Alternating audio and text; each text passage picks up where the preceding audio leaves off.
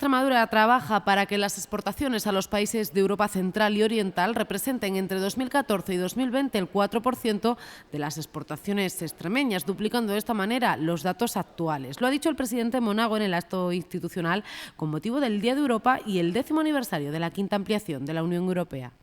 Hoy las exportaciones extremeñas a los 10 países que se incorporaron a la Unión Europea en 2004 suponen el 2% de las exportaciones totales de la región, el doble que hace 10 años.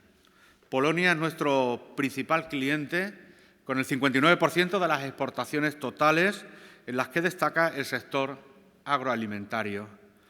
Y hoy les anuncio aquí que nuestro propósito es que a partir de aquí a 2020 las exportaciones a los 10 países que hoy se encuentran aquí representen el 4% del total de las exportaciones extremeñas.